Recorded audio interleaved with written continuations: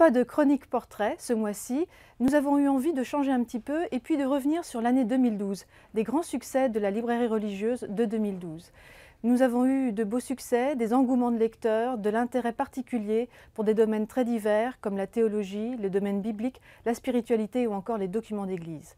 Et nous commençons tout de suite avec L'Enfance de Jésus de Benoît XVI aux éditions Flammarion, un ouvrage qui clôt l'œuvre de Benoît XVI sur Jésus de Nazareth, un ouvrage extrêmement accessible. Si vous n'avez jamais eu l'occasion de lire un livre de notre pape théologien, eh bien c'est l'occasion car c'est un ouvrage extrêmement formidable pour comprendre Jésus de Nazareth.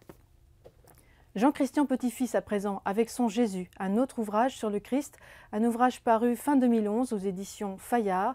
C'est un ouvrage qui a continué à trouver un véritable lectorat. C'est l'œuvre d'un historien plutôt spécialiste du XVIIe et du XVIIIe siècle, mais ici c'est l'œuvre personnelle d'un homme qui s'est intéressé depuis toujours à la figure du Christ.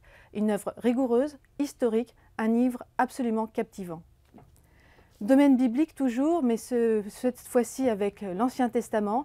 Eh bien, c'est l'ouvrage de Jean-Louis Ska, un grand bibliste spécialiste de l'Ancien Testament, l'Ancien Testament expliqué à ceux qui ne comprennent rien aux éditions Bayard. Un ouvrage extrêmement pédagogique qui aide à comprendre et à entrer dans la lecture et la compréhension donc, de ces livres de l'Ancien Testament.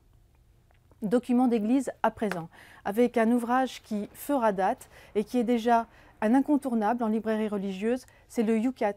Le Youcat, ce catéchisme de l'Église catholique fait pour les jeunes à l'occasion des JMJ de Madrid, eh bien c'est d'ores et déjà le livre qu'il faut lire, facile, clair, accessible à tous, à mettre entre toutes les mains et pour tous ceux qui veulent comprendre la foi catholique.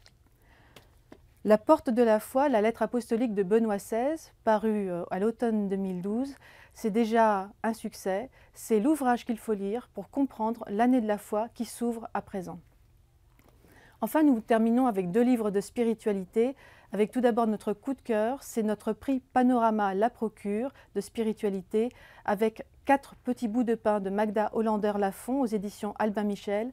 C'est un vrai coup de cœur, un témoignage personnel extrêmement fort, éminemment spirituel, d'une femme déportée à l'âge de 14 ans, un ouvrage qui est un hymne à la vie.